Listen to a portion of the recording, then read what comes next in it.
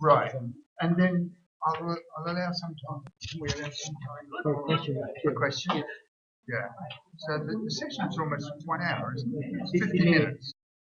Yeah, so maybe 40 minutes. Yeah.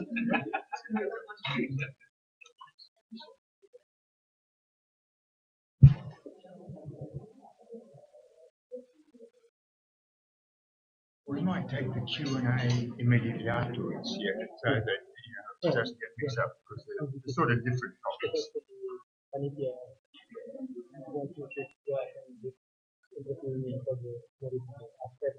Okay, straight up. So, right. Okay.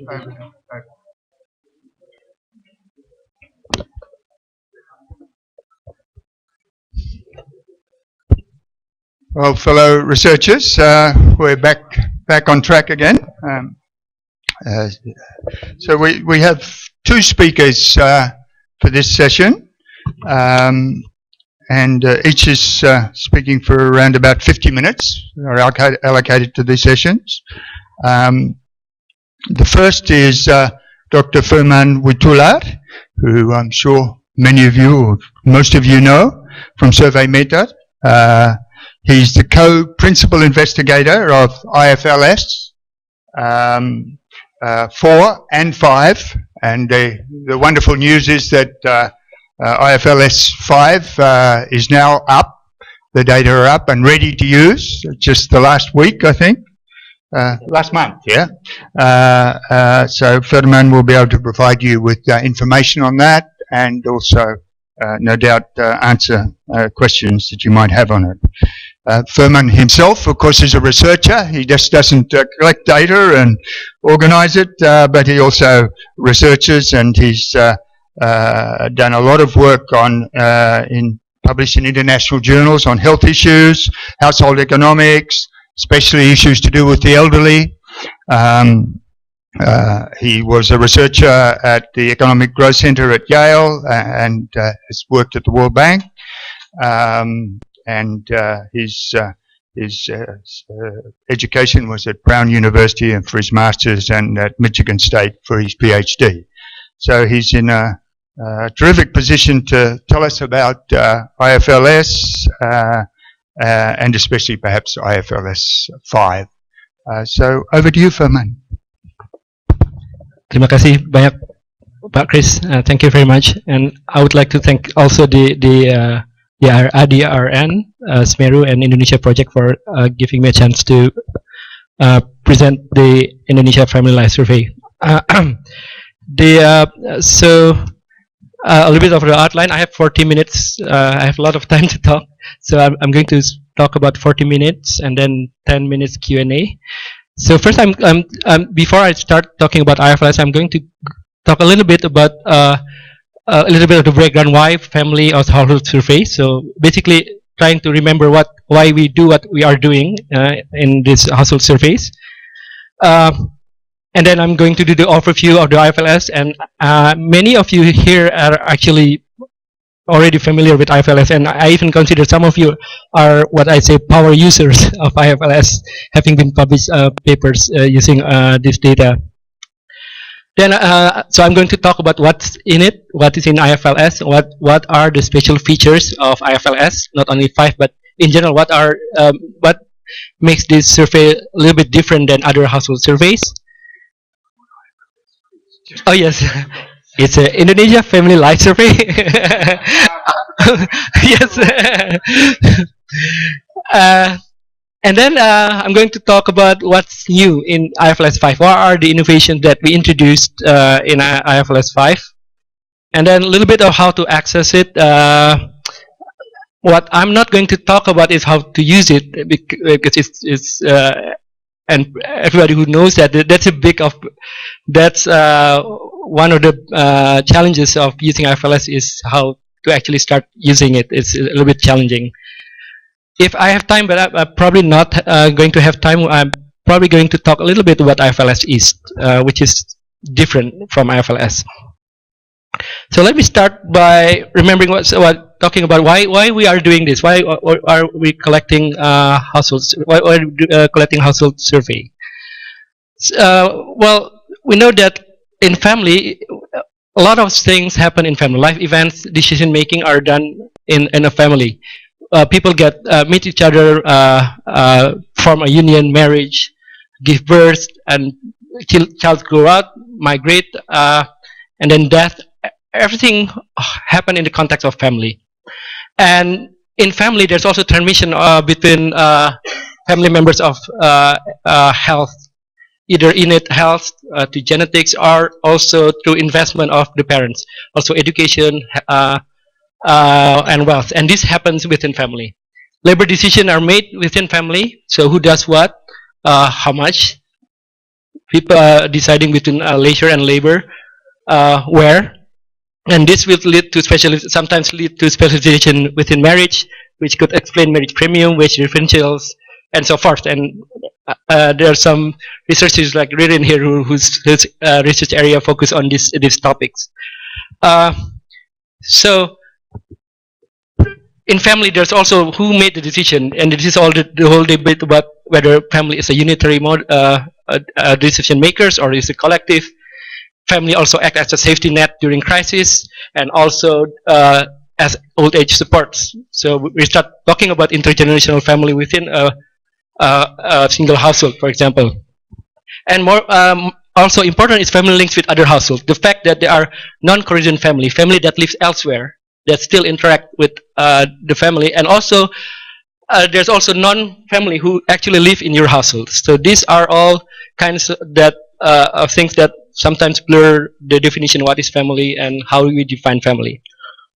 Now, the theoretical foundation of all that I've been talking about we should start from Gary Becker's household production model, because that his unified approach actually connects all these different activities from marriage, labor market, and everything into a model, into a set of models. And this explains why surveys like IFLS, the questionnaire is so broad. The things that we're asking it's almost everything from cradle to the grave. And also key models that we built on is the agricultural household model, and especially true for Indonesia, where I think where households are, a lot of households are both producers and consumers. You decide on how much labor you produce, you supply to produce something, and some you market outside, and some you actually consume, or sometimes there are no markets existing. So, and all these decisions are becoming very, very complicated because you cannot really separate where production ends and consumption starts. And this model has a central role in understanding how small-scale agricultural households or households that have non-farm business operates. So household survey in general are required if we want to test these models, and early effort has focused on key things like migration, fertility, and all these other variables. And there's always the trade-off between breadth and sample size. At the same time, family is changing. Health transition, demographic transition, changes in age of marriage, all this is happening throughout the world. And I'm not going to read all of this. So we need to do empirical work to test all this model. We need a data that can answer this problem, these questions. So IFLS, the Indonesia Family Life Survey, has always been informed by these models of behavioral relationships and specific hypotheses. So from the beginning, like most survey, it does collect key socio-demographic characteristics: income, health, fertility, also business, non-farm and farm businesses. Also relationship within its members who in and outside the household. Any innovation that is introduced after IFLS 1 have always been hypothesis driven and multidisciplinary. So that's, I think, what makes IFLS different from other survey. It's also longitudinal, so we will be able to observe changes in the life of individuals at their age. It helps us to distinguish reverse causation, and also we will able to study short-term, immediate term, and long-term impact of policies or economic shocks. So IFLS, again, is Indonesia Family Survey, is an ongoing longitudinal survey in Indonesia. Baseline sample is in 1993, It's multi-level, so not only individual household but also communities, multi-topic, interdisciplinary, and hypothesis-driven. It's ongoing. It started in '93, and then the last one, the fifth one, is in 2014. So it now has spanned over 21 years. It's probably Indonesia's longest panel study outside probably one of the longest outside OECD. Probably the longest one may be PSID, which runs now for more than 60 years. Panel study of income dynamics in the US. This is our baseline. We started with 13 provinces, 321 enumeration areas, 70 to 200 households. So again, trade-off. So this is we don't have a seasonized like sample, but this is why the trade-off between the breadth of the topics and sample size comes in. Okay, this is how the survey is organized, and I want to basically just the first line would be how do we find the household. Second one is interview at the household level, and the last one will be the individual books. But I won't go into that now. So multi-topic. Okay, this is the topic that we often found in other household survey, whether it's LSMS or even SUSUNAS, expenditures, assets, and then education, migration, marriage, fertility histories. So a lot of them you can find elsewhere, except I think because we also ask histories, retrospective histories, so you have something more that probably a lot of data don't have. We also have a lot of modules that are less likely found in other household surveys. Subjective, for example, subjective living standards, subjective well-being. That's I think in the past probably 5-10 years people are start to be more interested in data on intra-household decision making, religion and trust that we only added in 2007, and I know some papers I've read some papers that already are written using this data. Time and risk preference also added in 2007. We have a lot of questions that on cognition, self-reported, and also batteries of tests that are administered to the respondents. And this is important. We have links with non-resident kin, co-resident kin, which is probably you won't find in other household survey in Indonesia. And because of the longitudinal nature, we are able to look at intergenerational transfers of time and money over years, and how those relationships change over the course of the fifth round. We have self-reported health measures and biomarkers, which is I think since 1997 or probably 2000, it's becoming one of the strengths of the IFLS, as IFLS focus more and more into health to answer health questions, and on starting in 2000 more into question on aging. So this is a kind of self-reported health measures that you'll see in IFLS. Some of them are already there since 2097. Some of them are actually new. Activities of daily living, ADL, IDL, that I think generally people use to create to construct a variable called disability. So it's not it's by looking at this how well people are functioning physically, how well are people functioning in daily life, like cooking, and then we have mental health questions. This is a module that developed by the Center of Epidemiological Studies. This is a depression scale that can tell you how likely you are to be depressed. We have chronic conditions that actually ask, have you been diagnosed with certain illness, with certain conditions? That is very useful because on the other side we also have this objective health measures. So there are already paper studies that look at how many, for example, as our respondent who said they never been diagnosed, and when we actually measure their blood pressure, they're actually hypertensive, and we come to them in next round, we still found them hypertensive, and they haven't gone to the doctor. Even for those who are diagnosed, how many are actually treated? So these kind of things can be done by actually using both the subjective and the self-reported and the objective measures. A detail on what biomarkers that we collect: height and weight,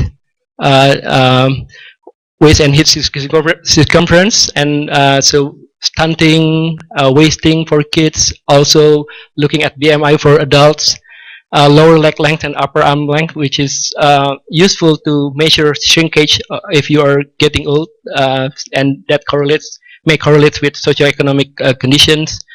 Blood pressure, grip strength, and I think there are a lot of studies came out last year that say grip strength actually is a good predictor of mortality. But of course, being media, they say, oh, your shake hands can kill you or something. They frame it that way, but it's not actually that. But grip strength actually is a good predictor of a lot of later life outcomes. Balance test and time walk we just introduced here to measure elderly the functioning, how and then we also test for blood spots using blood spot hemoglobin level, which is a lot of study have shown has correlated with productivity. It's non-linear, but if you're low in blood iron, then you get tired very easily at certain level, even though adding them at some point doesn't add more to productivity. We also collect dried blood spots, which is analyzed in UGM lab, C-reactive protein that is correlated with inflammation, so you can know whether someone has and inflammation in turn is correlated with cardiovascular diseases.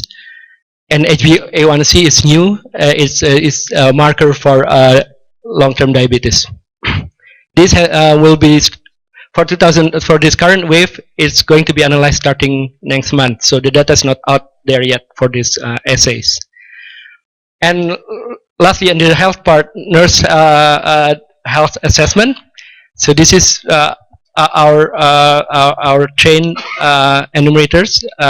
Is asked, how do they rate their respondent, their health?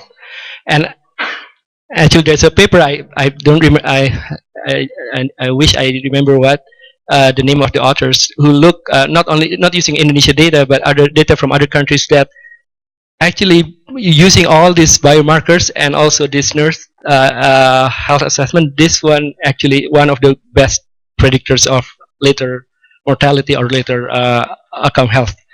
Which is interesting is actually and probably because they actually observe how they have a good read on how the respondent health or the health condition, and I think for mortality, and I don't know if anyone has done it using Indonesia data. Probably have, but it's an idea if anyone of you are interested.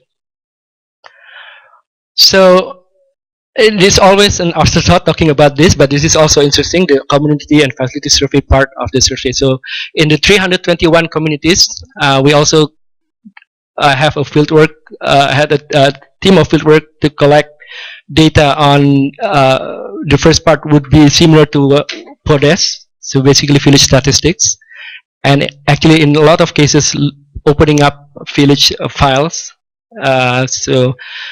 And also we have interviews with health facilities, public, private, traditional health practices, posyandu's, and we have a quality measure for health facilities using vignettes. And this is for the example of which would be there's 4 cases. Our interviewer would come with a case of illness and then go to the doctor and ask the doctor, what would you ask a patient like me? And there's a module that we use to rate that, and there's already interesting papers that came out using this data comparing quality of health providers in Java, outside Java, also between public and private, whether the expansion of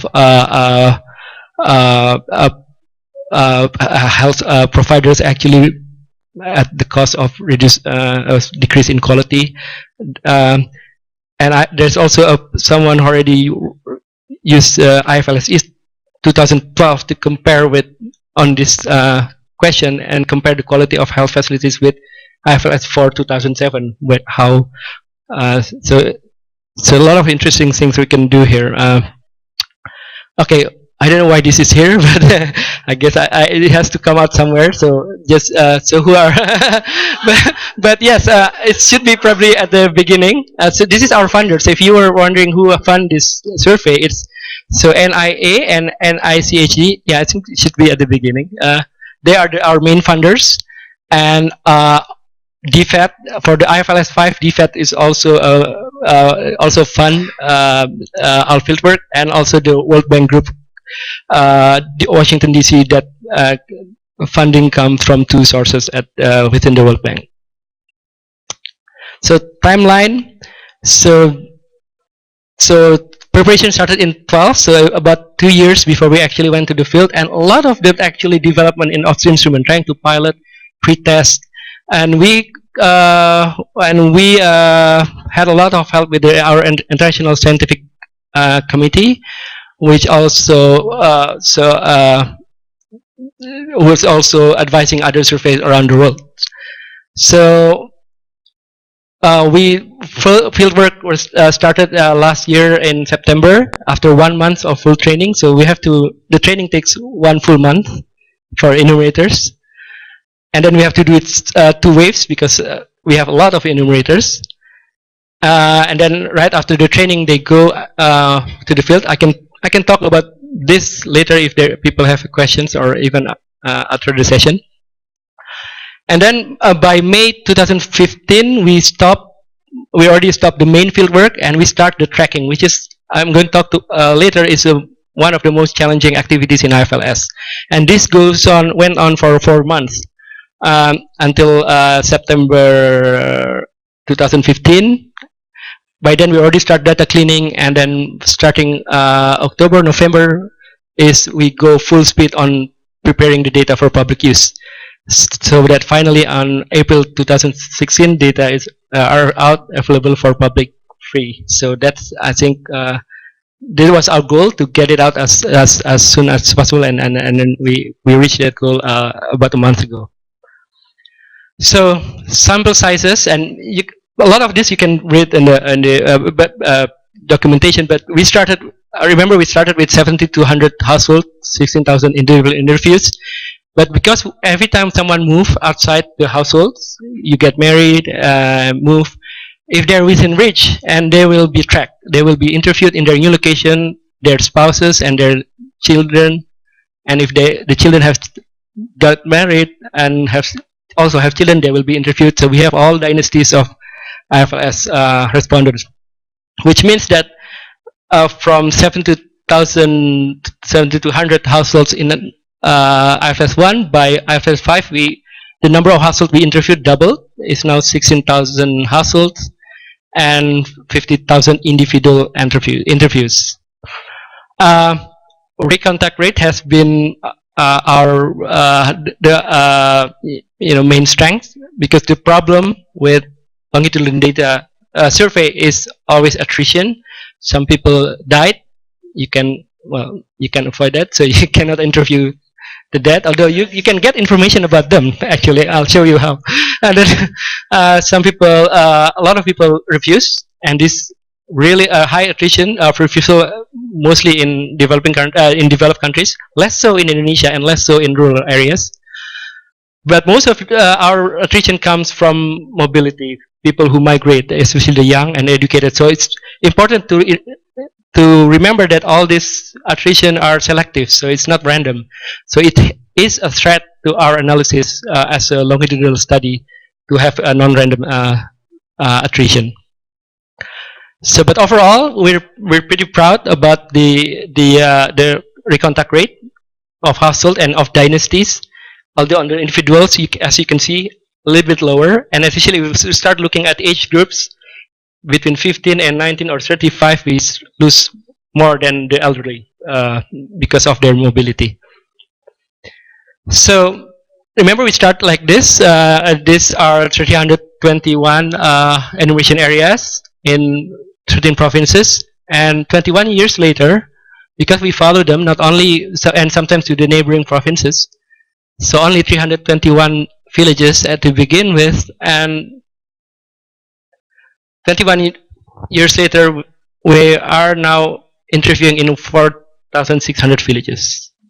A lot of them just one household per village. So we go all the way to that village on the other side of the hill to interview one village. And the cost of each household is different. Some household, I know household here in the central Kalimantan that actually a team fly and then have to go by boat just because there are 4 households that come from one household that live close by. So it's the trade-off whether the cost of actually surveying them and then the scientific cost of losing this information that we need to balance. And if you look at this, where do people move in IFLS 1? This is the number. So if you can imagine a survey like LSMS or other survey that don't do tracking, then you will be stuck with only at most 42% of your original sample because you never actually track. Maybe if there's go to within your village you still track, but in IFLS because we do this, that's why we got we have all this. We have the correct contact rate of over 90%, and I wish we also track to if someone move abroad because I would like to do that. So scientific values of tracking, we know lower attrition means we retain our sample size, which is always good. We always want to have big sample size, and it's better for controlling selective attrition. And this is a paper by Thomas and a team of us at JDE 2013 that looks at how important it is to actually track. And it's also by tracking, because we're now interviewing different households which are for the same families, it enables us to examine the interrelationships between this household. I have a paper there that looks at whether this extended family pool their income. But there's a more recent paper by Lavav and Thomas, we actually can test Kiapori model collective that looks at whether extended family contribute to a child's health, a child's height, and other outcomes, and they cannot reject it. So there is this all-important relationship between family outside the household that we can capture with this kind of data. So what's new in IFLS? So this is probably the more exciting part, or but the first one is the field method. There's one slide only on this. Oh yeah. So CAPI is a computer now it's face-to-face using computer now widely used. That's the innovation in the terms of data collection. And there's also this set of addition modules that I'm going to talk about briefly, each of them. So because this is new. So CAPI, on CAPI, so I think 97 is where IFLS team, and at that time it was LD FAUE and RAN Corporation, introduced the CAFE system, which means the team actually brought laptop to the field, and they actually enter the data in the field. Send it with maybe diskette at that time, I don't know, or like, and then it allows for data editing in the field. So someone at the base camp would edit the data. And so if there are errors, individuals, enumerators can quickly go back to the household and correct. But this is still done on paper, but entered in the base camp. Now we improved that system, but in 2014 is where we start using interview using laptop. So interview actually bring laptop, not tablet, for reasons I will explain, to the respondents and interview them. And logistically, this is very, very helpful because we don't have to send tons of paper questionnaires and make sure this container of questionnaire reach that village at this date, reach that kecamatan at this date is very difficult to manage that kind of logistics. It's also good for the environment because we don't use as many papers, as many questionnaires. So as much paper as we want, and then so this is on CS Pro base, which is unusual. If some of you are familiar with data entry, it's because it's not designed for copy, but we modify the program so it is used for copy. We have full audio recording for quality control, so this is key. So because there is no paper, there's no proof if someone is lying or there's no other way to compare the data to except recording. So what we do is we already have even in Cafe internal check built in for inconsistencies but with copy we can we do randomized check, we do verification by listening to actual interview and whether the data were keyed in properly. And the neat thing about doing this, and this is true not only for our copy but in copy in general, you can do a lot of things. Look, randomize question, randomize the order of question you ask, even number if you want, and do kind of neat test if using copy. So that's the innovation in terms of data collection. So now I'm going to start to the next part, which is talking about the innovation in the kinds of data we collect. So remember that we already have all this, and in Q&As, I'm very open if someone wants to ask question about even the regular module like employment, migration. But from now, from this part, I'm just going to start talking about the new ones, the one that's introduced in IFLS 5. First, we have a lot of new measures of cognition. So as you can see, we work with a lot with psychology. This work is very interdisciplinary. So a lot of psychologists, people who are trained in psychometrics are involved. And some of these questions actually already started coming in 2007. But in IFLS 5, we can have a measure of mental intactness, where respondent is asked to whether they know today's date, day of the week, where they can do serial subtractions 7 from 100. So you start with 100 and you ask what is 100 subtracted by 7, and then keep asking 5 times. And then your ability to redraw a picture, which is usually an overlapping pentagons. And those three, there is a way to compute the score to calculate what they call as what people call as a mental intactness. So it's also helpful to as a marker for dementia or all kinds of cognitive functioning. We add verbal fluency, which where the respondent is asked to within 1 minute mention as many animals as you can. You can try later. So ayam, kucing, sapi, and then you know how you get a score. Processing speed, counting backward, 20, 19, 18, as fast as you can. And we piloted all this, of course, before. We have episodic memory. This is already introduced in 2007 in IFLS 4, in which we read a list of words to the respondent, and they have to repeat as many as they can out of 10. And then we ask something else, and then you remember that 10 words we asked you earlier? Can you repeat that? So this also a measure of episodic memory. Now, and this is fluid intelligence, and so sometimes people generally divide intelligence into two kinds. One is fluid, which is the ability to process, to solve problems, to adapt new things, to solve new problems, adapt to new things, and also crystallized intelligence that we get from schools, like it has been crystallized. And for a long time, we already have this section EK. So Daniel is, I think, one power user of this this module. So it has a paper or two using this. And now we're adding one measure of fluid intelligence that's called adaptive number series, which is I'm going to talk about a little bit. This is called from what they Woodcock, Johnson, Battery. Basically, study says it rises with age and peak at some point during the 20s.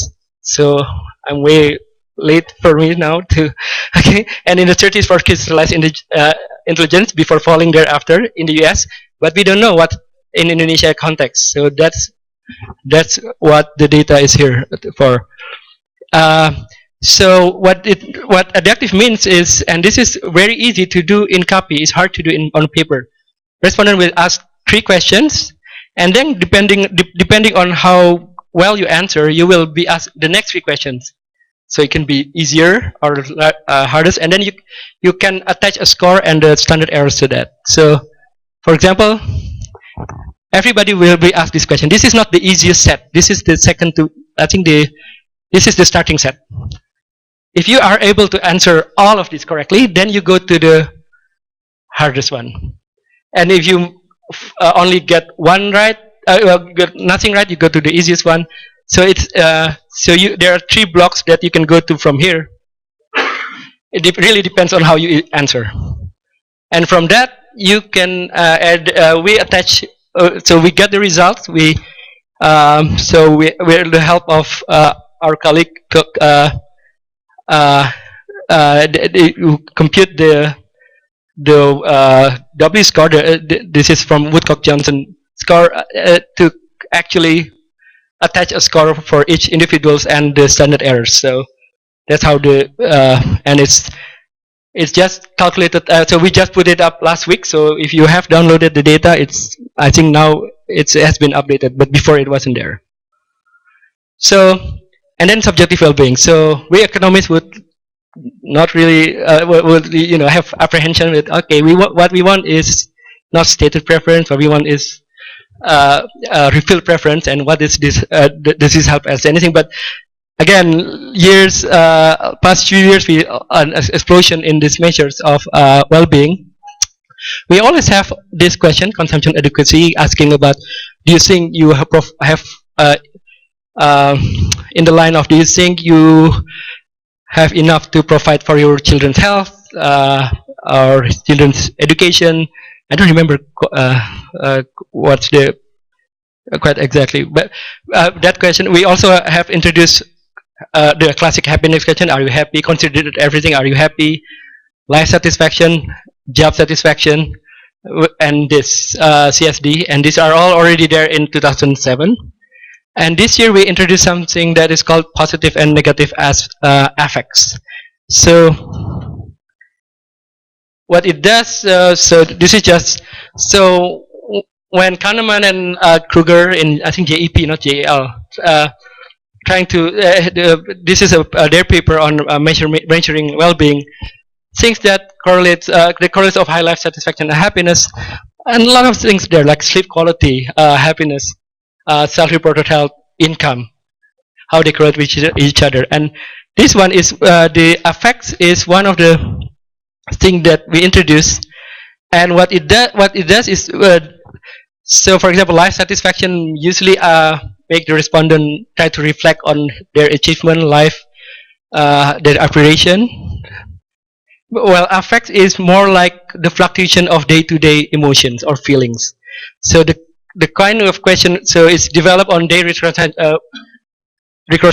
method. So we asked the respondent to reconstruct the day yesterday before the survey, and then we asked them, did you feel this, or exactly yesterday did you feel frustrated or sad? All these 11 questions, actually there's 12. This I will need to add, in the questionnaire there's 12, which is pain, one of the most important one. So within a day, we can feel this, and this measure our well-being, not only our overall life satisfaction or job satisfaction or happiness, but every little thing. Yesterday, did you feel frustrated coming into Bandung and stop in Jalan Tol Pasteur? Do you feel worried? Do you feel bored, happy? All can happen within one day, and there's a standard score on how to do that. And we can, and the correlation between this and other measure of well-being is not one. It's really it's really measuring different things, which is why we think this important to add this. We also add sleep module. which look at quality of people, um, quality of your sleep. We can try this now. Did you have trouble sleeping last night?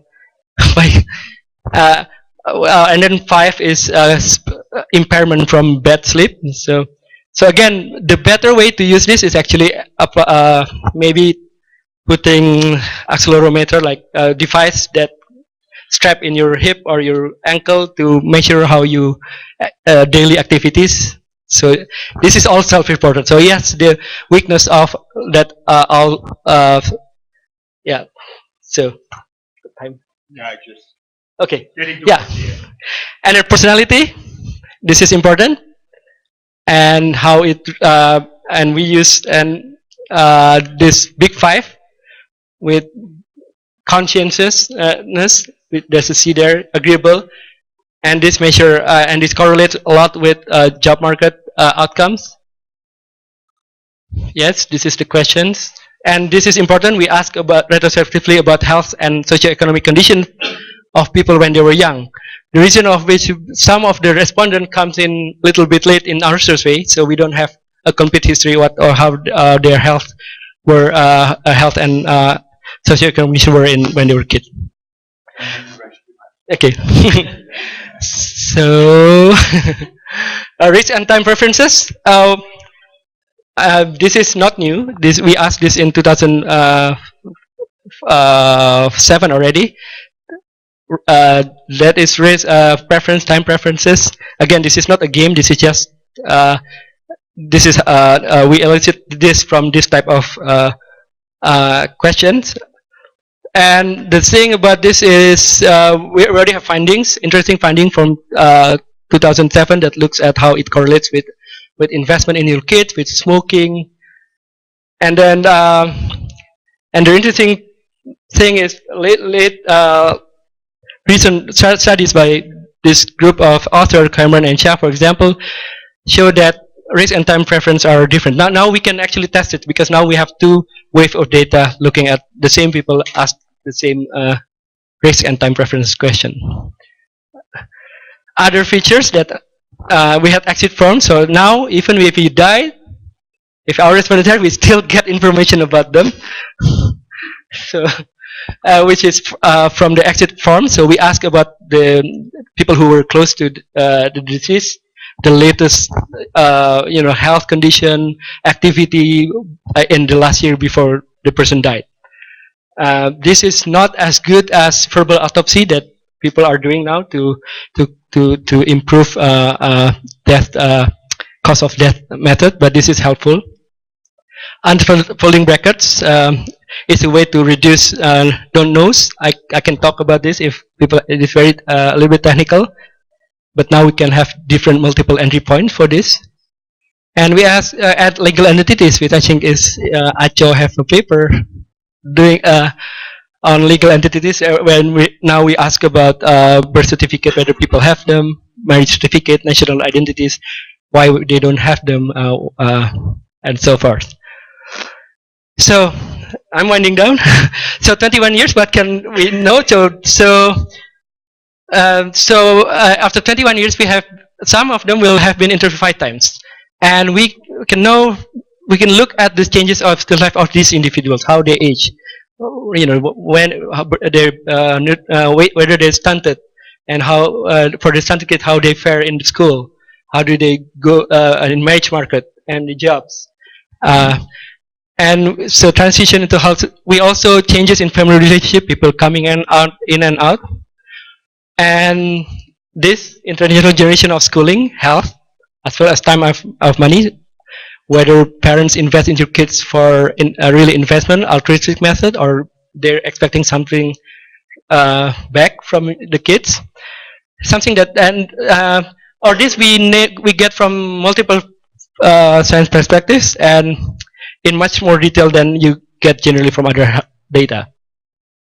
This is the kind of thing that we can get. This is just cross-section looking at how distribution of BMI changes, showing how people are, basically more people are overweight now, both female and male. This is just female. And this is just treating the data as repeated cross-section. This is the kind of thing you can do looking at people who were stunted in 93. How are they cognitive fare in cognitive tests 14 years later, 21 years later? And this is just bivariate, so you can do a lot of stuff more exciting than this. Even the decay of cognitive functioning, because you ask some people actually did worse in their test. We can do this looking at intergenerational correlation of education. So people who have children education who were these young people in 93 and how they correlate with their parents' education. So this is the thing that you can do with, because we do have panel and we also have this good records on family relationship that I doubt we can get elsewhere. The best use of IFLS that I know, the better use is when it's used combined with other studies, Susana, Sakarnas, also with all this rainfall data, pollution data, yes, programs. So those are the things that I think hope to get people excited about to work with IFLS. And the data are accessible here at RAN. And the users, we now have more than 8,000 users. And this is by the unique ID at RAN website. So not necessarily 8,000 papers, but 8,000 who have downloaded the data. Okay, for some of you may be interested in some part of the data that are not available for public, which is the restricted data. So, for example, look, DESA villages, DESA codes, or even GIS. We collect them, but we don't provide them for public unless someone apply and go through several hoops to actually convince the PI that first your research plan actually require you to have this data in order for your study to finish, to answer questions. So you really have to need that the agreement of all parties that the data will be protected, and there's a limit on how to use it, and also an actual plan of how you plan to do it. But I think people have used this, Makini and Young with rainfall. A lot of people already have been published in AER and elsewhere that combine this using this restricted data. This is the study team. John Strauss, Bondan, Bondan, and myself are the PI and co-PI. We have one person at RAN working and role as a chief project programmer, and the rest are in-house at SurveyMETER. Oh, funder, here it is.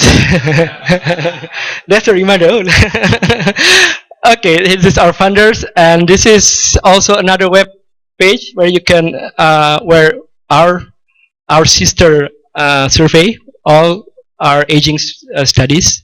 So we share instruments with them, and I think that's it. So I'm probably not going to talk about is unless there is actually a question. But maybe Pak Bambang, can you show me the other slide? One slide. I'm maybe I shouldn't done this, but yeah. Okay. Yes. So yeah. Okay. I just have to do this. So some of you are familiar with this. What? How many years? 17 or 18? Only 14. So we're doing 21. So I think we'll do a little bit better than them. Thank you.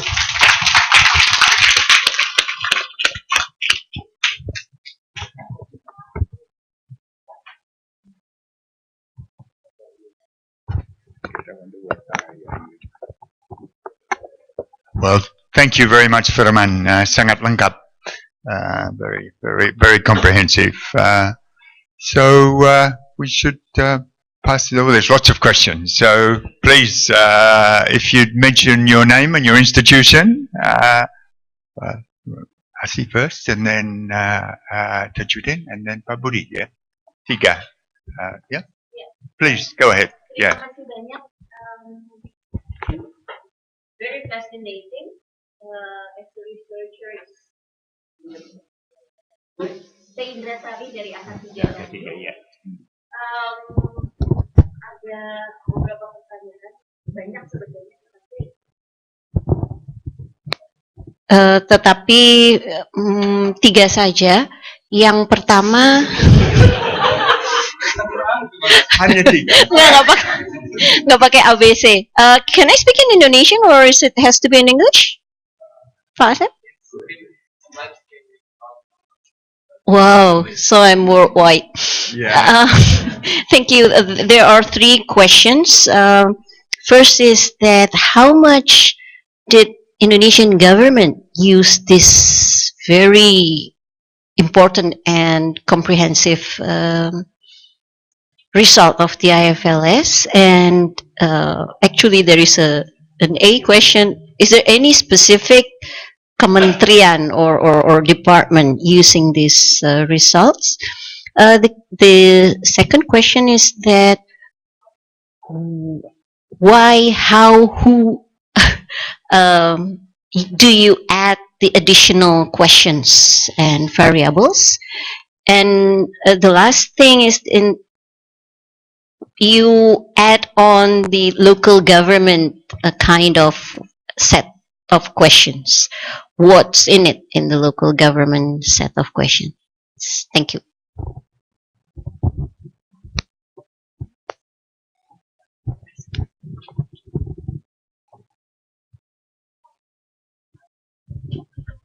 Saya Pak? Ya, silakan. Yeah, a quick question Pak Firman. Nama institusi, sorry Pak. Yes, my name is Zulfan from Western Sydney University. The first one is very casual questions. How long does it take to interview a family of 6?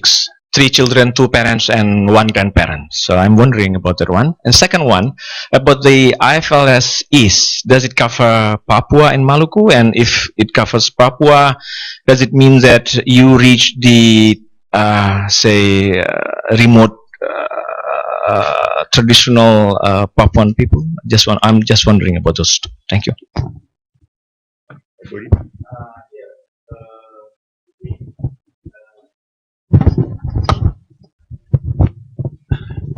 Hi, Budi, Indonesia Project. The first question is that within the province that IFLS exists, is IFLS representative at district level? So we basically can challenge Susanna's data on district indicator using IFLS. Second is that you have those district restriction data like location and so on. Who actually creating that restriction? Okay, maybe we'll answer those ones first. Yeah. Yeah, understood. Yeah. Bu Indasarit, thank you for your question. So how much did the government of Indonesia is using this data? I don't have a real data to show you, but we seems to have more and more in recent years question coming in from government, mostly from people in Bappenas or Ministry of Health, and of course TNP2K, who wants to know more about this. And and also sometimes we did provide trainings for people to use IFLS. So some of them our trainees work for the government, but I think this is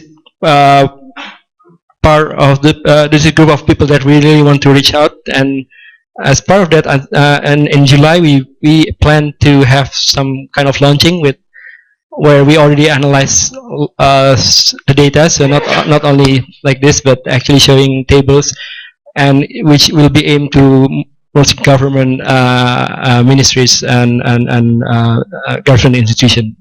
This would be planned either late July or August. We really want the government to use more, except of course this kind of study is not something that is directly be used for policy. It's to inform you on what's going on the long term, but sometimes what the policy figure wants more is data that actually provide a very specific policy prescription. Why, how, who add the additional data? So the way this works is not when there's IFLS 5, we don't even know whether there is going to be IFLS 6, and that goes on. It depends on the PI, the current PI, and the to actually work out a proposal to NIH to do this, and then we will work with people who are interested in this, trying to find out where the direction where we should go, and then people will have their own people with research agenda will try to, okay, how about adding this, and we always have to, there's a long process in deciding which module to add, because whenever we add something we have to drop, and when we drop something, people existing users or users who are actually waiting for data for the next round for this particular modules now see it gone, and we don't want that. So it's very hard, even if very hard to actually add. So our innovations in copy is all, and so we're trying to innovate in other ways to minimize, to still keep it not too long, it's long, but also keep the burden of the voice respondent, the interviewer, minimum by through copy and through other means. But so the answer is a lot of scientists, mostly multidisciplinary, who comes together and write the proposal or help write the proposal. Local government questions, I don't remember exactly. It's mostly a lot like PODES, also about assessment. So this is more like how the village official perception on what government programs work, or how it work in their own village. We also interview village informant, which would be people who maybe tokoh agama or like guru, or for those kind of to answer those kind of questions. But Tajuddin, so in the user guide we actually have the median time of interview for, and it depends. So 6, maybe that's about 2.5 day interview, and that's not come and go, because it's not continuous. You go in the morning and they say, hey, let's come together. Let's come again. Can we come again tomorrow night or in the evening? And we have at least 2 interviewers in one household. So maybe 2 days, maybe 6. If with kids, it's shorter, much shorter. So IFLS East, it does. So I can get this. So IFLS East, it does cover Maluku, Maluku Utara, Papua, and Papua Barat, and 100 EAs total. And the sample is the innovation area chosen randomly, except at that time we rule out places where there are conflicts. But remoteness were not an issue in terms of deciding. So we did where to go in terms of location. So we did rent we go by plane, small plane, to just 1 day. So that happened. And it's very expensive. The sample is like 2,000 households, but it's probably cost as much as the IFLS. And it's funded fully by the DFAT. So it worked together. We worked together with NP2K, DFAT, and PRASF that time. Mahkota maybe now.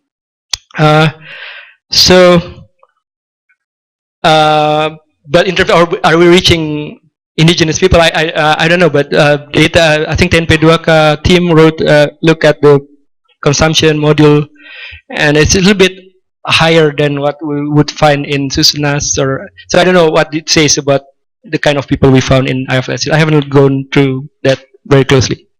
Mas Budi? I don't think so. I would be nervous like using IFLS to really look at Kabupaten. No, I won't do that. So our sample is small. I think Susunas also, I think Kabupaten is the lowest you can go with Susunas, right? So IFLS definitely not, you cannot do that at that level. Okay, who restricted? So this is part of the privacy protection we promised NIH. So the IRB board in the US, the ethics committee, you really have to protect your respondents' anonymity. So this is the way the PI deal to meet that requirement. So to protect, so you won't be able to come and and visit them in their address and, oh, you're an IFLS respondent, let me ask you this question. So no, that's really but down to this village, I think it's been given, provided you have real meet all these 3 requirements. Thank you. Thanks very much. Firman, we have a number of questions coming through from streaming, so I should read them. We're beginning to run now, get on time again. So probably we can do one more round of questions. But I'll quickly read 3 questions, and maybe if you could keep the answers a little bit briefer, so we can go through. So the first one is from Joseph Marshan from SMERU. In fact, they're all from SMERU. In fact, I think SMERU's closed down today, and they're just listening to the program here. No, not at all. So the question is, so far we only have SUSANAS to measure inequality, which was based on expenditure. Some problems are, first, SUSANAS sample frame may underestimate inequality, and secondly, expenditure-based inequality also tends to underestimate inequality. With the lack of income statistics in Indonesia, IFLS plays an important role. What do you think about the representativeness of IFLS sampling frame and data to help researchers doing research in this area? Do you think IFLS data can be or potentially utilised as Hilda's data in Australia? And then Atia Yumna from SMERU, with that extensive data and so many outgoing resources, how do you promote the data to be utilised? And finally, from Hafiz Afianto from SMERU, when will consumption and expenditure data be published? Okay, thank you. First, to Joseph Martian. Yes, as a source of to look at income, IFLS is useful because we can use both the consumption module and then income from assets, income from business, non-farm, and all other sources to calculate household income. But studies that I've done and some people have done actually still find that the income is underestimated, which is basically on average people that seems to be de-saving.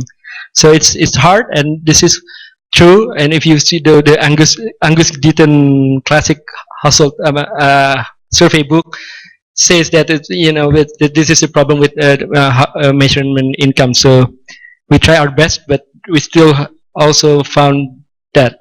So as about the representativeness, I think Pak Budi also touched a little bit on this, and I think again, so we were representative in '93, and even though our attrition is low over the years, we start losing that part of representativeness. Although using the weight can help a little bit, but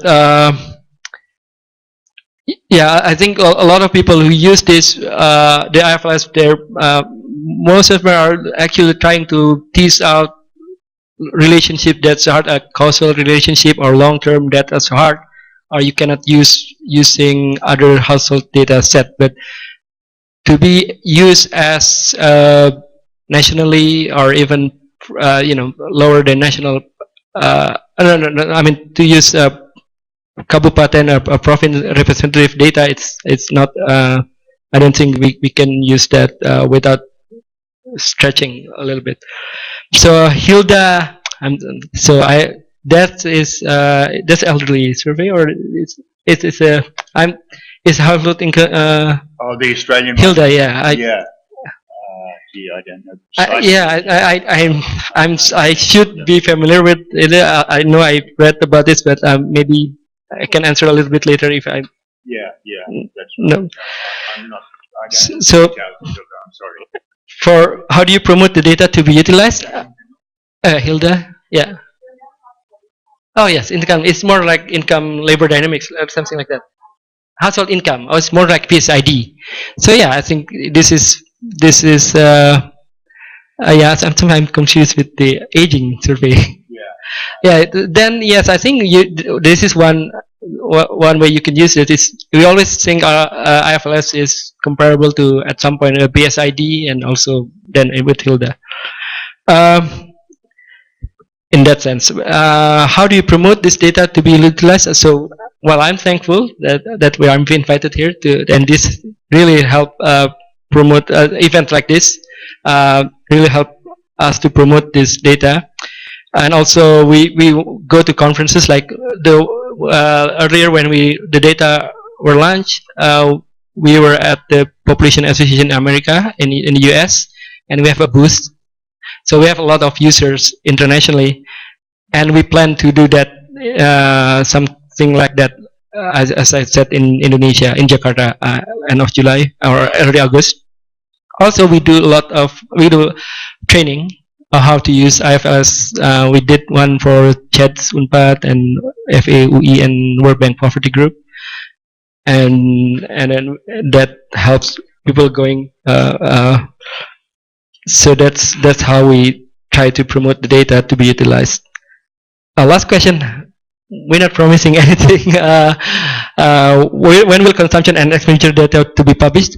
The one that's up there, there were resources to do that. There's actually, so we haven't had resources to do that. So it was funded by the World Bank, and now not yet. We haven't found resources to do that. So you can use everybody can use the existing do files and just, I think almost all variables are the same. So.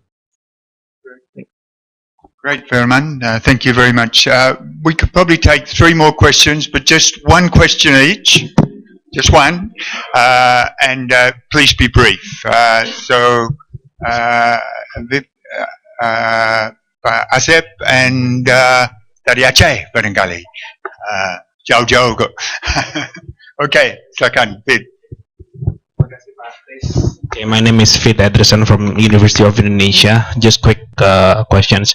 Is there any cost associated with accessing the restricted data? The reason why I'm asking because I'm managing the graduate program in economics, and many of our students are utilizing the IFLS data. So quick comment, quick questions. Terima kasih, Asep dari SMERU.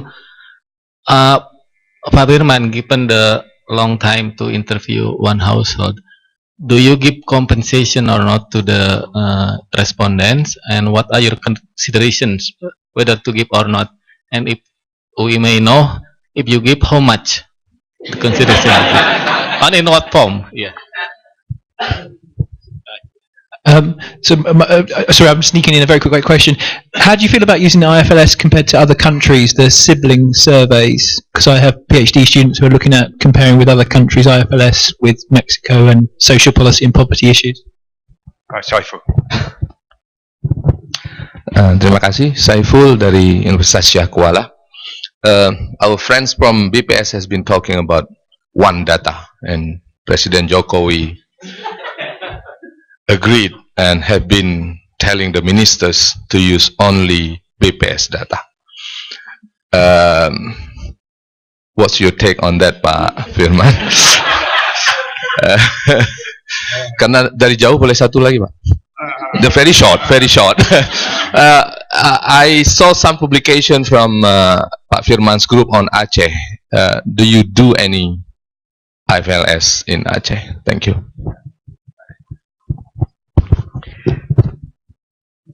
So for the restricted data, there's no additional cost. It will be costly, I think, to have good protection of the data. So institutional cost, there's certain. So I think I don't remember. There's one of the restriction would be it has to be institution. So your FA have to be the host, or and then there have to be strict rule on what kind of device that is stored. You cannot bring it home. All those kinds, but there's no payment to get the data. It's just the cost of setting up this protection, data protection.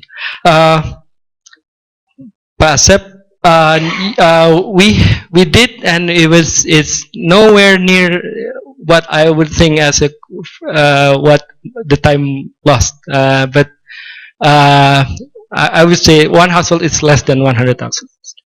Less than 100,000. It's not many. Not much. It's and yeah. It's not so. But in rural, in some parts, people actually are enthusiastic. Oh, okay, we get our health measured. But we have higher refusals in urban cities. There's where the opportunity cost is high. So yeah, it's a very nominal, and I don't think it's nearly compensated the value of time lost. But we still have low refusal rate. I think partly because people who refuse already left out the survey in the first wave or second wave, and people who already in the fourth time, oh, okay, well, fifth time, okay, let's go. Okay, so a lot of studies that are using this data with others that have been successful, I think it's the one that focus on aging, because the way we harmonize the data is with, as you can see, with the aging data group. So paper with Charles or China, also with, but also I've seen paper with Elsa also, and also of course HRS. So the studies that focus on aging typically, I think the one that I've seen use this with other data set. Also, there's one on, again, the international data set they use is also aging. Charles, for example, in China. So, but Saiful, first question would be, forget the first question. The one data? No, that's the second question, the hardware one. Okay. Oh yeah, one data. Oh yeah. Okay. First, one data. I think I think I can know why that statement was made. It's but of course I disagree, because I think all the talks in the last few years with all this data revolution, whether it's open data, big data, it's all about having multiple sources of data, not single.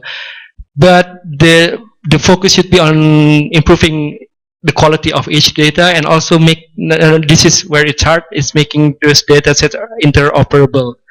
But what it means is we can easily merge between data sets, have similar identifiers, maybe similar even definitions, and that's hard. That's I think the hard work we'll be making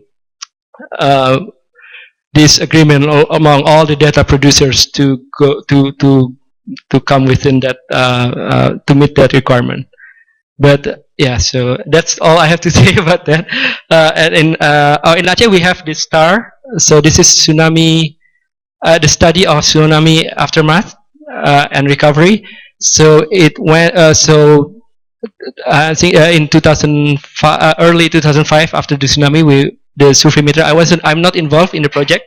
Went to the field to do this, not actually the baseline, but the first survey of the tsunami areas, both in North Sumatra and Aceh.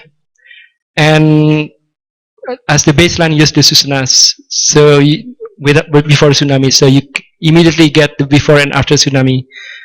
And then it has been, so by now it's already 6 or 7 round of STAR.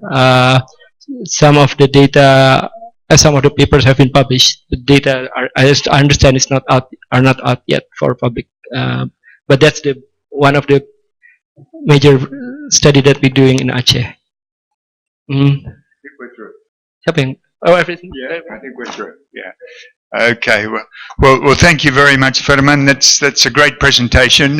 Firman's still going to be here, so people who did not get an opportunity to ask him, he said he will make himself available in the next 2 days. Yeah. So, terima kasih banyak. Let's give him a round of applause. So, to our second speaker, I should have actually introduced her at the beginning, but I forgot.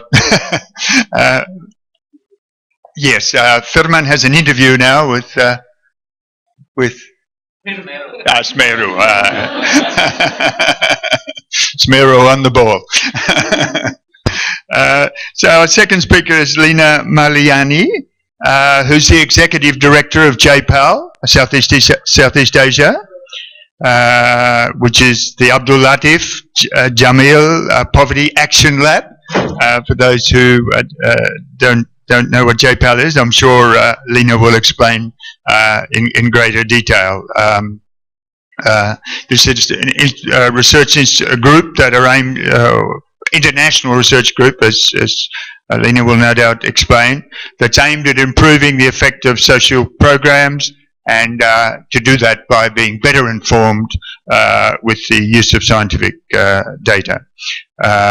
Lina was previously the research director of JPAL, and the organisation works closely with government bodies, TNP 2K, BPJS, Bapanas and other bodies.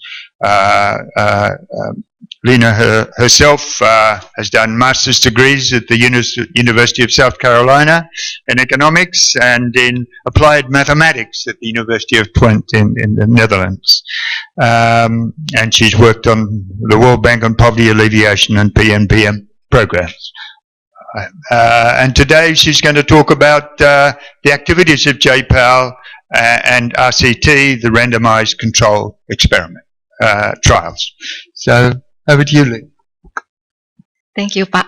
Good afternoon, everybody. It is my pleasure to be here to introduce you about JPAL and what activity that we do. So as Pak Chris said that JPAL stands for the Jamil Poverty Action Lab.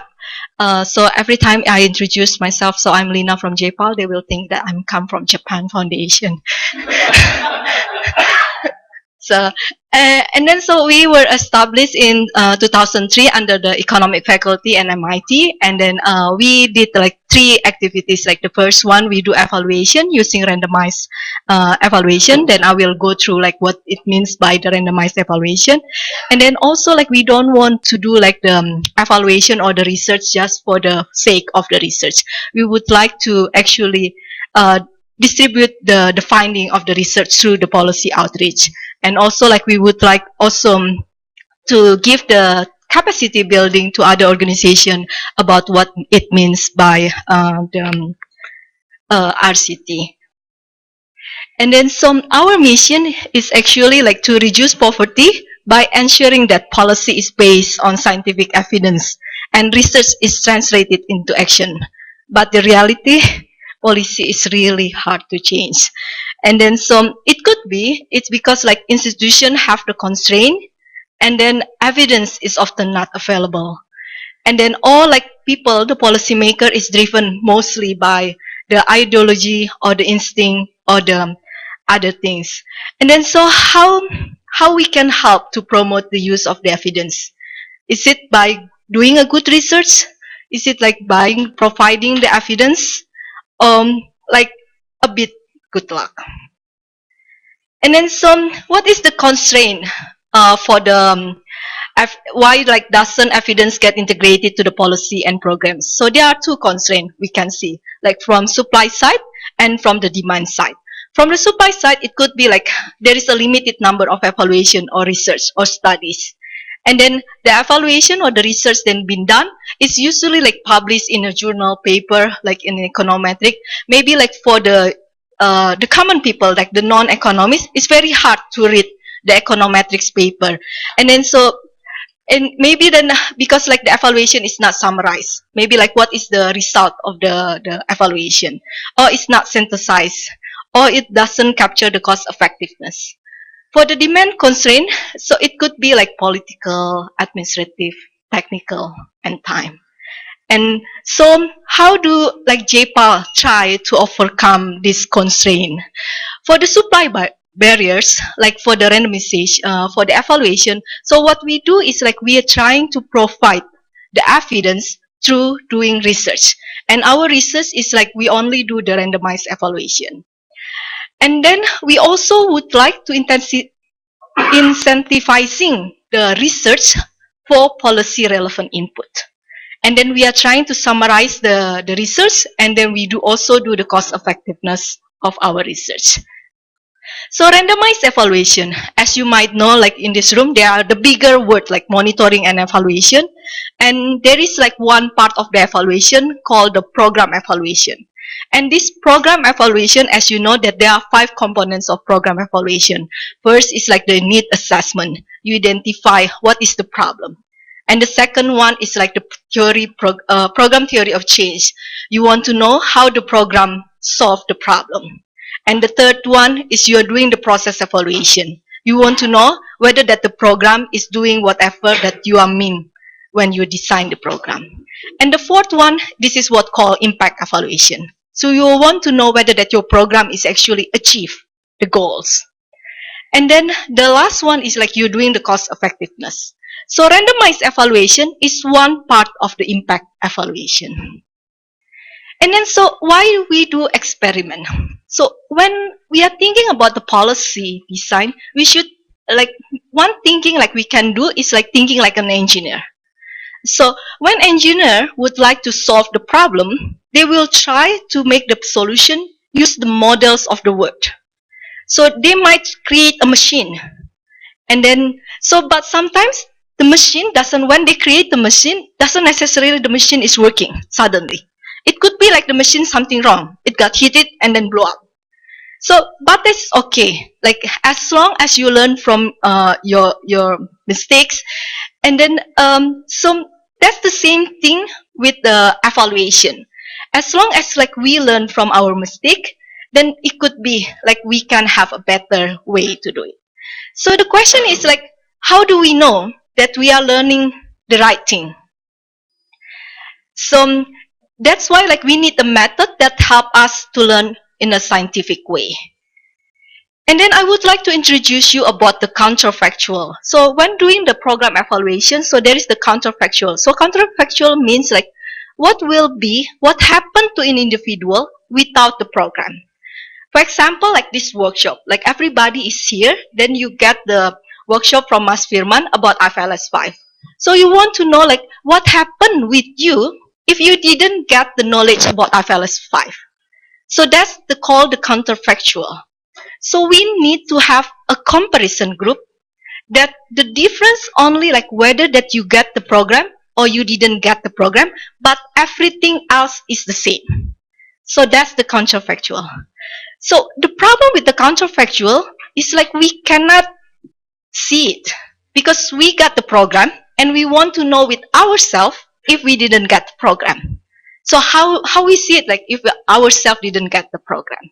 So the whole idea of the impact evaluation is actually try to create this comparison group, the counterfactual. And randomization can help. So randomization is actually this one, like at the beginning, they actually randomly select the one who get treatment and the one who get control. Maybe then I will show you. First thing that I want to show is the difference between random sampling and random assignment before we go to the RCT. So first that we have all this population. This is like our research interest. Then you randomly sample the area of the interest. So this is our sample. So this is called random sampling. So to present the population, for example, like IFLS, you have 7,200 households to represent the whole population of Indonesia. So this is random sampling. And then from here, you randomly assign them each area to treatment and control. And then this is called random assignment. So that's the difference between random sampling and random assignment. And RCT, random control trial, is actually random assignment. So we are part of the random sampling and random assignment, but we are not only random sampling. We are mostly about random assign. Then we randomly assign who's got treatment and who got control. By the beauty of the statistic, like the mathematics, it makes sure if you have enough power in the beginning, before the program starts, you know that between the treatment area and the control area, the outcome of your interest on average is the same. So you know for sure, like after the program implemented, when you see the impact of the program, it is because of the program itself and not because of everything else. Or it could be poverty or anything else. And then you randomly sample from both treatment and control.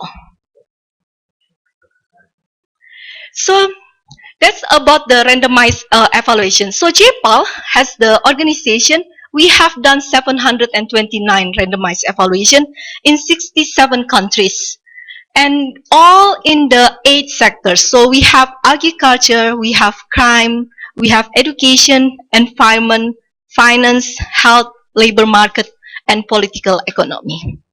So this all the randomized evaluation that has been done or still ongoing, 729 evaluation.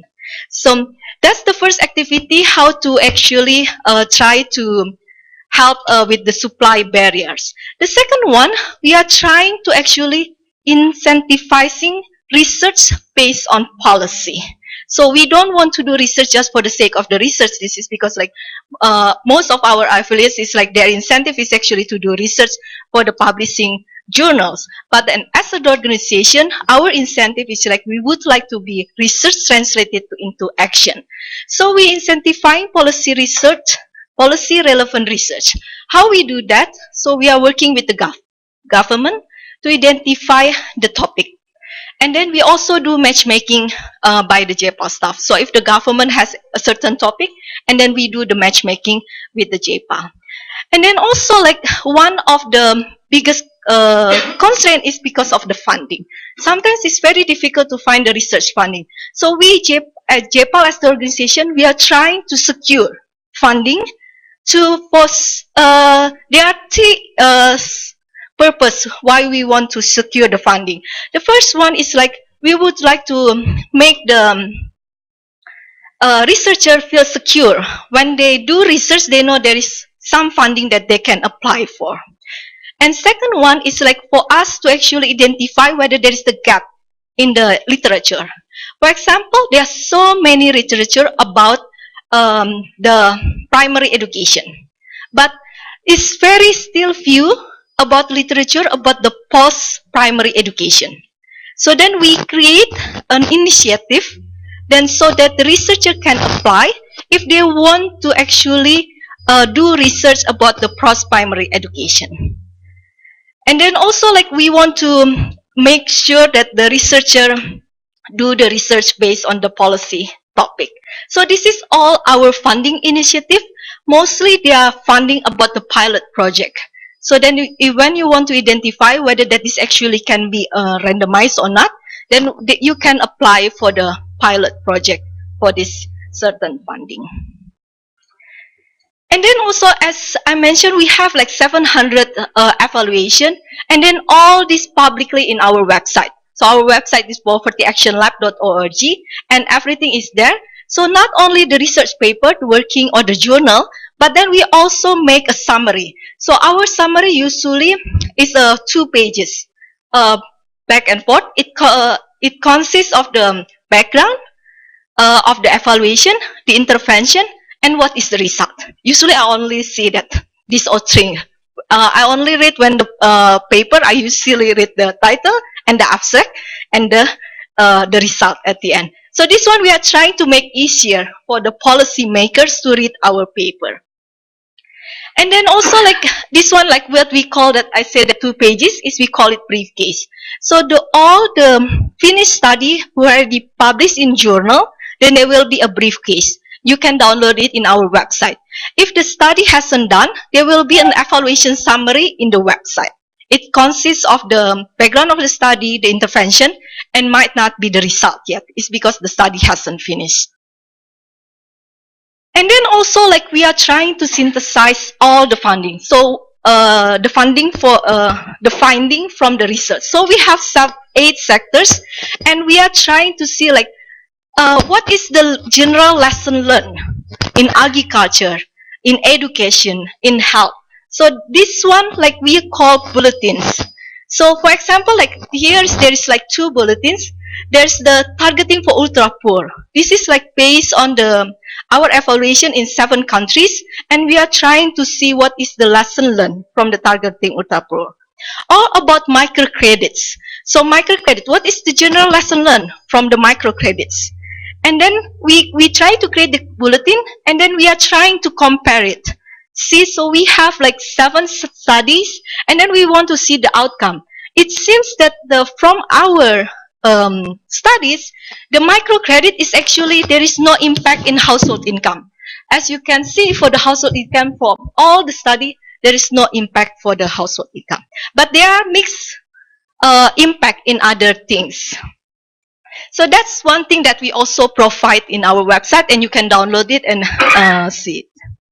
And then also, like, we also make the evidence review. So for all the initiative that we have, and then our scientific director will try to create a paper from it to see like what is the lesson learned from the evidence review. So all this one is already in our website. And then the final one is like, so we've done the evaluation, and we also create the summary, and we also see what is the general lesson. But sometimes the question from the policymaker, they will say that, when we say that, for example, that how to improve the student learning, they will say that, which one is the most cost effective? So from our research, we are trying to ask the principal investigator to collect the costs of how to do the research. And then so we can create the cost effectiveness analysis. As you can see here, we have like from 7 study, it seems that like for different study about how to improve the student learning, and then we can use by the streaming by achievement, or remedial, or extra cost for teacher, or using the computer, and then we can see that the most cost effectiveness is actually streaming by achievement. So this is actually they hire an extra teacher. So that one is like to try to for the supply barrier. We are trying to create a research, and then how we help the research to be used by the government. Now for the demand, we would like to create demand for the research. And then so how do we create the demands? So first, like, we need to introduce about like what is randomized evaluation. So how to we have 2 trainings. The first one is online, and the second one is in class. So our online training is all free. This is like you can access it in the website called edx.org, and there is JPAL 101. So this is usually like in 1 year, there are 2 times, in May and in fall, and you can access it, and this is free. This is 5. If in class training, it's a 5-day course with the case study, but then if you do it in your own space, it will be 5 weeks, and you can get certificate. So if you want to get the certificate, you have to pay, but otherwise then you can access the course for free. And not only that, so like our professor is also like creating the online course. So this one, like if you want to learn about like what is the challenge of the global poverty, this is the book of the poor economics, then you can also access the course for 14.73x. And you also can tell to your students so that they can do this one. Or the other one is like 14.74x. If you go to this website, they have a lot of like free online courses that you or your students can access it. And so far, there's already like 170 Indonesian actually access the website. So this is our online course. And then we also do the in-class training. And then so we have the executive education for 5 days, 3 days, 2 days, and 1 day. And then so we give the training about how to do the randomized evaluation and how to use evidence. But this is a bigger class training. But sometimes what we also do, we also sharing the evidence through the policy conference. But sometimes the policy conference, you make together for policy conference like for 300 people, and no one is actually understand what we are saying. So it's more what you call effective if you do it one by one. So this is actually a JPAL staff trying to proceed evidence of the teaching at the light level for the Ministry of Education in India. So with this informal setting, it's more efficient. And then so our theory of change from evaluation to policy is like we are trying to create the evidence. And then we are summarize the evidence. We try to share the evidence. So that things that what we can do. And after that, we hope our assumption is the evidence is used and is communicated. So this is all our evaluation to policy theory of change. And then about JPAL-SEA, we are established in 2013. We are under the LPM UI. So we are based in Salemba, FAUE, so we are near here. And then our funding is also come from the DFAT. And then this is all our study, like the finished one. And so we have like the generasi, the targeting, and the rasking. This is the ongoing research project that I can explain to you one by one if we have time. We have the International Transparency for Development, Twitter, and so on. And then how to be involved with JPAL. So this is the main idea, like I would like to encourage you, how you can be joined with the JPAL. The first one, be as the principal investigator. So Mas Firman here is actually the example of our two studies as the principal investigator. So one project, like we would like to actually combine the researcher between the international and the local researcher. So we would like to encourage you, if you have a thinking like a research study that you can think like it could be a randomized evaluation, then you can come to us, contact me, and then we can brainstorming whether that is actually can be a randomized evaluation. And then after that, I will do the matchmaking with the JPAL affiliates. So our office is actually matchmaking office. And then we would like to encourage more Indonesian local researcher to be part of the principal investigator. That's the idea why we are here in Indonesia. And the second one is like, if you are just recently graduate from PhD and then you work in the university full-time as a lecturer, so we have the position, 1-year position as the senior research fellow. So you can do research together with our affiliates to do a randomized evaluation. You don't have to have a certain topic, you can just join with other study that we have. And the third one is as a full-time RA or RM, so you want to see like how actually being the researcher in JPAL.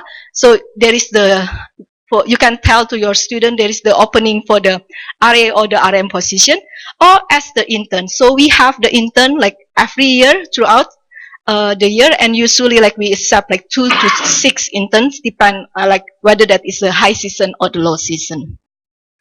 And then also like the training. So if your organization would like to learn more about the randomized evaluation, then you can contact me, and then we can actually work together and provide a training. Usually the training that we provide is either 2 days or 3 days training.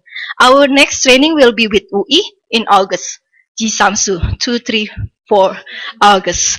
So then contact us, then we can try. Like in 1 year, our capacity is like we can only do 4 trainings, but we are trying to actually reschedule things and then try to make more trainings that we can do. That's it. Thank you.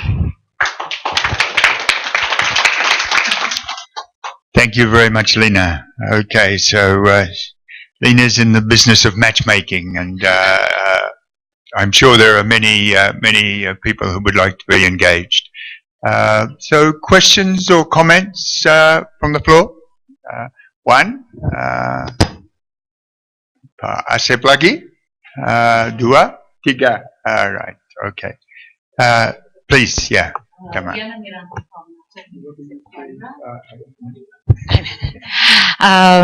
Terima kasih Mbak Lina. Saya Riana Miranti dari NATSEM University of Canberra.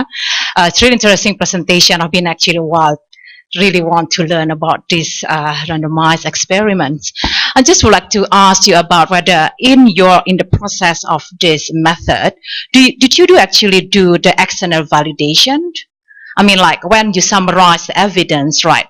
Then if you actually do the external validation with different methods, is that what you actually part of the process as well? And whether then, yeah, I guess it's because I think one of the criticism perhaps is whether the results can be actually generalized with really like a regional findings. So I think that's the question. Thank you.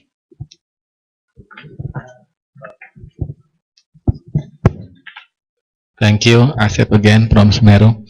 I have two questions. One is on the method. Yeah, you explained to us that we should go first with the random sample selection, then you do the random assignment. How if we just skip the random sample selection and go directly to the random assignments of treatment and control? Is still be okay or not? Yeah. My second questions. What happens to the data that you have collected from the experiment? Do you make it available for public like Pak Firman did with IFLS or not? Thank you.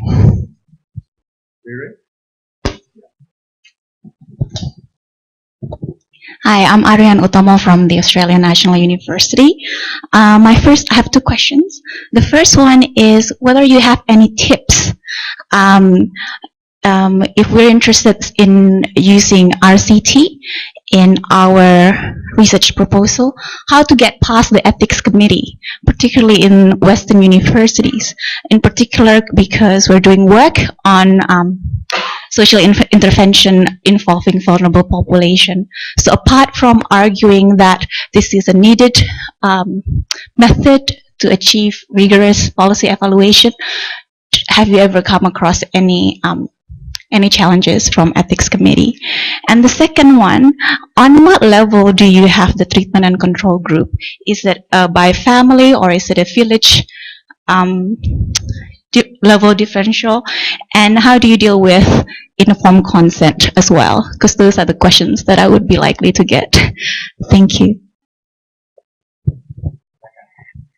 Thank you for the questions. This is all really nice. The first one is like the external validity. This is all happen in all impact evaluation, also with the randomized evaluation. So in several of our study, we also like try to doing the propensity score matching and with the difference in difference. And then it's also like part of our course to see which one is which one is like the most relevant one. So we do that one. For the external validity is still like a challenge for the all impact evaluation.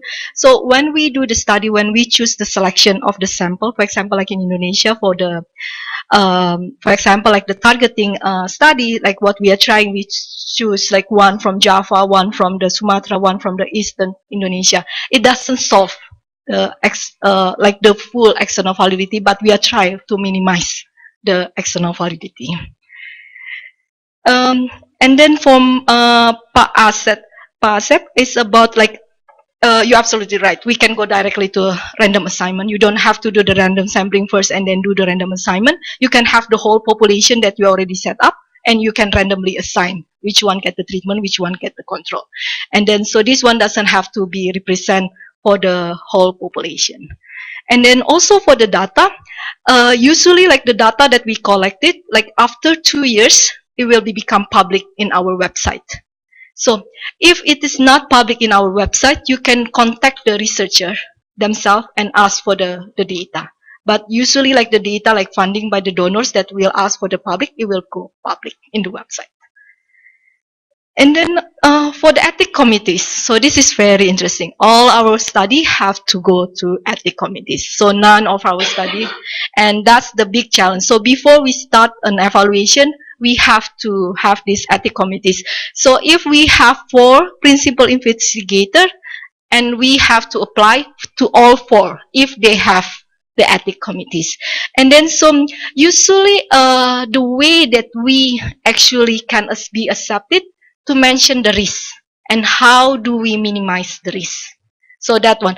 And then if the ethic committee is still not satisfied, they will come back to us and see that how you actually minimize this risk. And then we need to find ways. And then we go back to them, how to minimize the risk. Yes. No, I haven't finished. Like the for the unit of randomization, in which level that we do. So when we do randomized evaluation, you want to do it as lower as possible. As lower as possible, it means at individual level. But the problem is like sometimes we have spillover that you don't want to do that in individual level. For example, that your program is about training, right? And you want to do it in, for example, like maybe like immunization campaign, and you do it at the individual or at the family level. And then when you do that one, so I'm treatment and we become the control, but I can say to the control is really easily. So if this happen, then you need to actually go upper. So you go to the village level, but then you need to be careful. You don't want to go like very high. It's because then you don't have enough power. So that's need to be consideration. Informed consent, we have to have informed consent. So so when we do every experiment, this is part of the experiment, we provide the informed consent. So if they say no, we have to respect the individual and not doing the experiment. So this is actually a very good question. So for the control village, like when we do the experiment, we don't tell them there is the part of the experiment. Because once you say that your village is actually part of the experiment, they will actually change their behavior. And then so you don't know whether that the change is because of the information that you give because they are part of the experiment, or if because of what. So when we do the study, we don't tell to the treatment village that actually they are part of the study. We only say that you got the program and you select it by random, which is true. Like, and the next village said, how come that I didn't get it?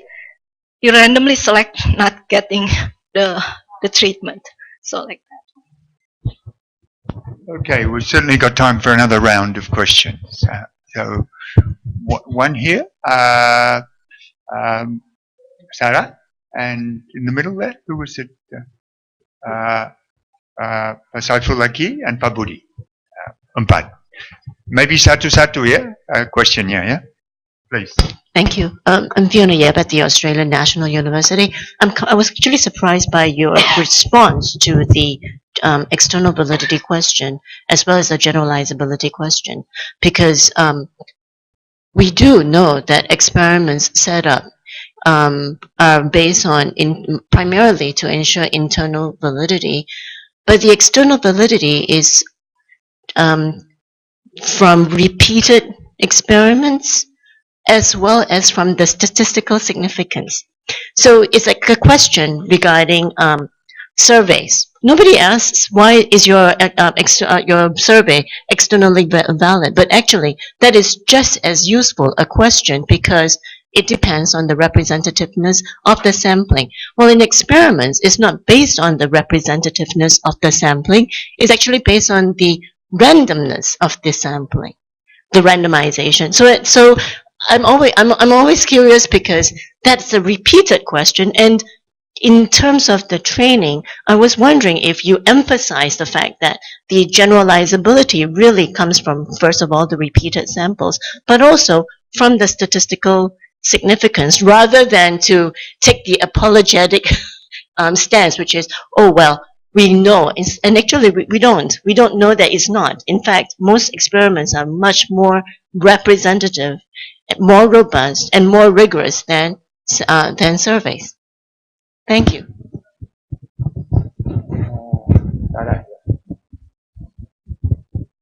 Thank you, Lina. So my question is related to Fiona's and also on the external validity. So I'm under the impression that RCT is more convincing if it's a larger scale or the sample is really big. So I want to ask your take on it. And does JPAL only found large scale, big sample RCTs? Sarah is from the Australian National University. Budi Indonesia Project. For all the experiment that coordinated by JPAL, are they all have a compatibility with SUSENAS, for example? So when you do the randomized at village level, you put an idea that actually compatible with SUSENAS. So basically, how much is all your data set is compatible with SUSENAS or PBS ID? Thank you, Saiful, Universitas Kuala. Well, this is a new and very fascinating approach. that's been known worldwide now. First question is, can anybody set up a GPAL? And one more, how do you actually control and treat? How are you going to make sure that the control is controlled and the treatment is treated? Thank you. Yes, the external validity. I actually agree with your say that we are more robust in terms of the external validity. So when we do the randomized evaluation, when we choose our sample, it's like the sample is actually big because like we do the power calculation, so we want to make sure that between the treatment and the control there can be statistically significant. So it doesn't necessarily has to big to represent the area. It needs big because like we want to make sure that it has enough power to differentiate the treatment and the control. And then for the external validity, so then we also like do repeat it. So for example, if we done in one area, so you can repeat the randomized evaluation to other place, and then we want to see whether that is actually give the same amount of the result. But then it will be a luxury if we can do more RCTs, but sometimes we only can have one time of the RCT. That's why like when we design it, we need to think about RCT solve the internal validity, then we need to how to solve the external validity. And when we do the training, we also mention them. And then there is the study from the Rachel, if you go to our website, about the generability. How do we use the generability for the RCT? And then for the Pak Budi, the comparability with the Susanas. So when we do RCT, when we do the power calculation, we want to make sure that the treatment and the control is actually have the power enough to differentiate the treatment and the control. So what we do, usually we do the minimum sample. So our so this is the minimum sample that we have the power for 80% to differentiate treatment and control. And so sometimes this one is not enough to represent one kabupaten or like one. So at the village level they could be, but then not like at the kecamatan or the kabupaten. So our study is not comparable if like for the Susanas, if we want to see like how much is the expenditure in the Susanas. But then what we can see that with certain program between the treatment and the control, then this is the difference for the expenditure.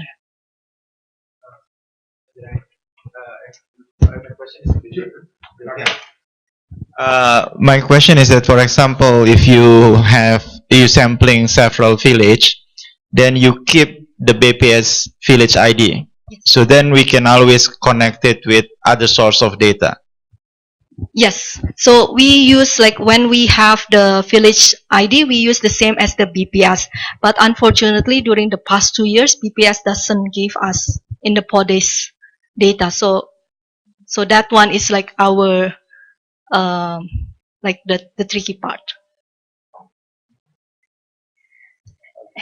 Yes, for so to set up JPAL, now we are here under the economic faculty LPM UI, so we are based here.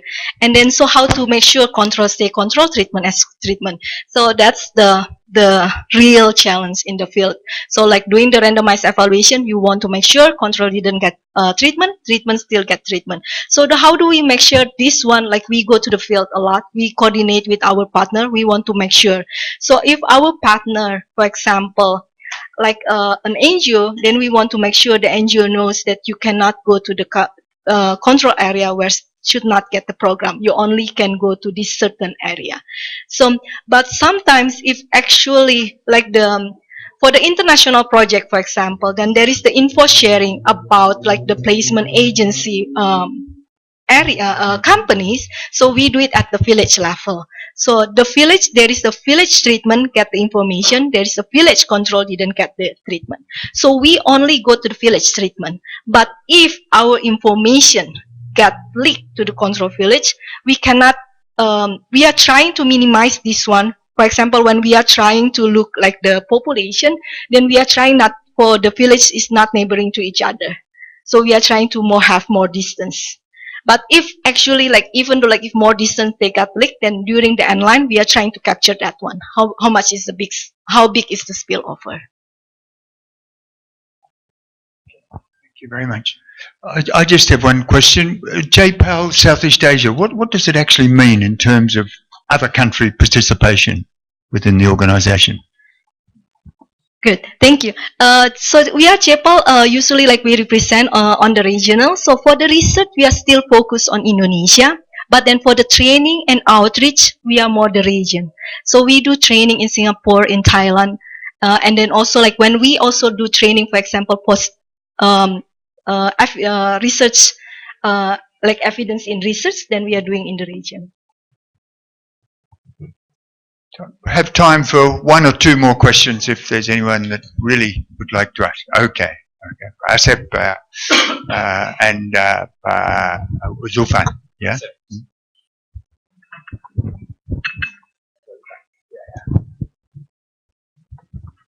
This is not a question to Lina, but I would like to respond to Pak Budi's comments about village identification.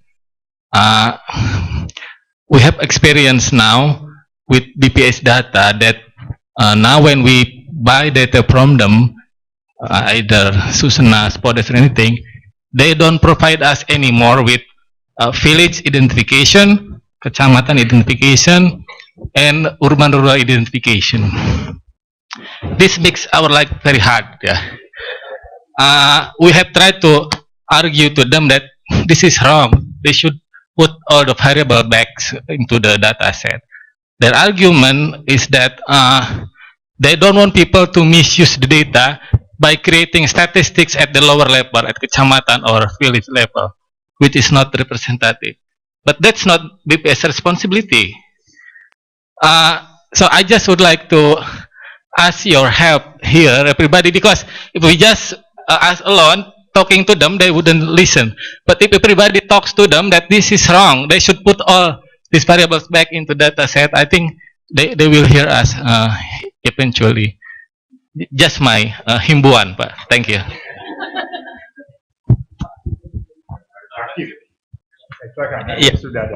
Yeah, Zulfan from University of Western Sydney. A kind of more reflective questions.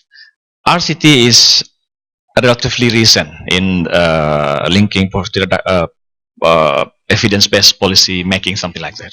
But if you go back to the history, poverty rate in Indonesia was reduced from 60% in mid-70s to 13% in 1993, from 60 to 13. So had the RCT been there at that time, how would be the impact of RCT to poverty reduction in Indonesia? Kind of reflective. Thank you. Very difficult question. Maybe Pak Asep or Pak Budi can help me. So as far as I know, RCT, there are 1 or 2 times RCT back in 70s. But in the US, and the price is extremely high, is because like an experiment. So the RCT is only like been for the last 20 years. So how do we actually contribute to the poverty alleviation? It's not to the poverty rate. It's just because like we cannot also get the representativeness at the national level to calculate the poverty rate. But then we are trying to actually measure the effectiveness of the program. So how do we help with the effectiveness of the poverty alleviation program? For example, like the Raskin, for example, is one part of the poverty alleviation program.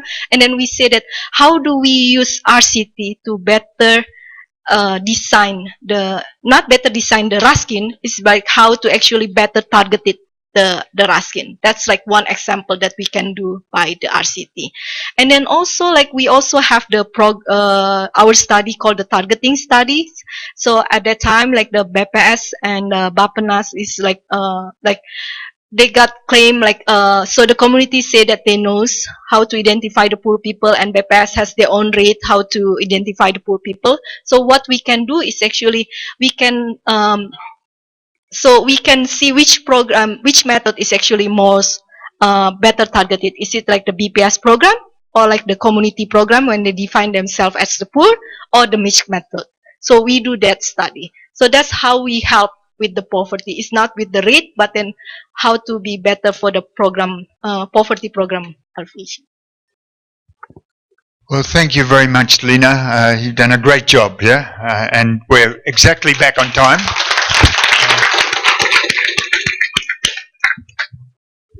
Two quick announcements. One, lunches at the Koi restaurant, which is where we had breakfast. And secondly, we reconvene again at 1:30 for the afternoon program. So, terima kasih banyak.